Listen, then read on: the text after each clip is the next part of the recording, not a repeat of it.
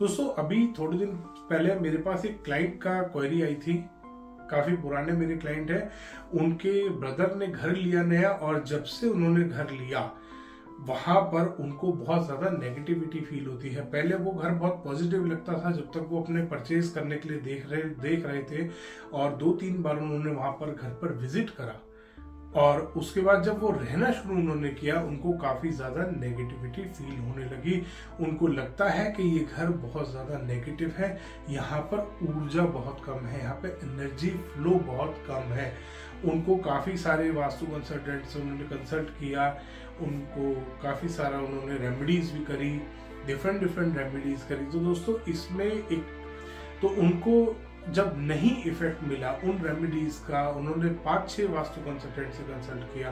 पिछले 1-1.5 साल में वो काफी सारा घूम चुके हैं, और एंड में वो मेरे पास जब आए तो मैंने उनको बताया कि एनर्जी किस हिसाब से काम करती है। दोस्तों जब भी किसी घर की बात आती है या ऑफिस की किसी भी प्रेमाइस की बात आती है तो उसमें 10 से 12 तरीके की एनर्जीज होती है। रेजिडेंशियल साइट में 12 तरीके की एनर्जी स्कैन की जाती है, और कमर्शियल में 10 तरीके की एनर्जी स्कैन की जाती है।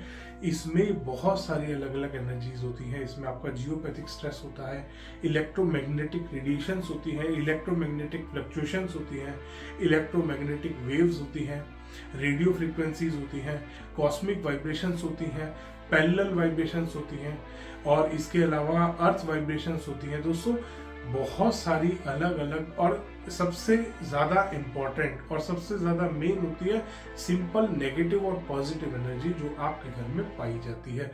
इस तरीके से ये एनर्जीज का एक पूरा सेट होता है जो आपका घर में कभी भी स्कैन किया जाता है। इनको स्कैन करने के लिए डिफरेंट टाइप्स के स्कैनर्स और इंस्ट्रूमेंट्स पहले इस्तेमाल करते थे। अब इनका बहुत ज्यादा एडवांस हमारे पास सॉफ्टवेयर है, डिफरेंट टाइप के कंप्यूटर से एनर्जी स्कैन करी जाती है। किसी भी प्रेमाइस में हम बैठ के अपने कंप्यूटर से स्कैन करके बता सकते हैं कि इस प्रेमाइस की ऊर्जा कैसी है, इस प्रेमाइस की एनर्जीज कैसी हैं। और इसके बाद बात आती है कि इतने सारे कंसल्टेंट्स ने जब वहां पर रेमेडीज करी तो रेमेडीज असर क्यों नहीं करा, क्योंकि उस जगह पर जो अर्थ वाइब्रेशंस और पैरेलल वाइब्रेशंस होती हैं वो बहुत ज्यादा कम थी। दोस्तों क्योंकि इसके स्कैनर बहुत कम है, इसको चेक करने का तरीका बहुत कम वास्तु कंसल्टेंट्स के पास है, इसीलिए वास्तु वाले फेल हो जाते हैं ऐसी जगहों पे जाके जहां पर भी एनर्जी लो होती है। बहुत बार आपने अपने आस पड़ोसियों को, अपने भाई बहनों को, रिश्तेदारों को कहते हुए सुना होगा कि हमने वास्तु कराया था बट हमारे को कोई भी रिजल्ट नहीं मिला। वो इसी कारण होता है कि अगर किसी भी जगह पर एनर्जी कम होगी तो वहां पर बहुत कम वास्तु की रेमेडीज काम करती हैं। अब ऐसा नहीं हो सकता कि वो जो 4 से 5 कंसल्टेंट्स से उन्होंने कंसल्ट किया उन्होंने सबकी रेमेडी बिल्कुल बेकार थी, किसी भी रेमेडी ने काम नहीं किया।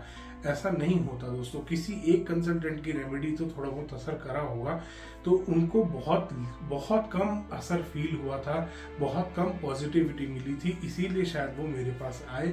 और जब वहां पर जाकर मैंने उनकी एनर्जी स्कैन करी तो मेरे कंप्यूटर ने दिखाया कि वहां पर वाइब्रेशंस बहुत कम है।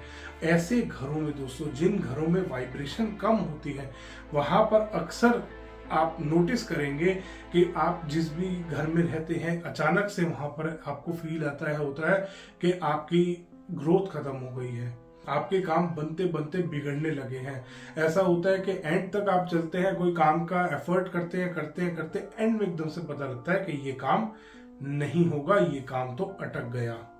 या अनप्रेडिक्टेड एक्सपेंसेस आते हैं आपके ऊपर कि आपने सोचा नहीं होता कि यहाँ पर पैसा खर्च होगा, उस जगह पर आपको कोई भी अमाउंट देना पड़ जाता है।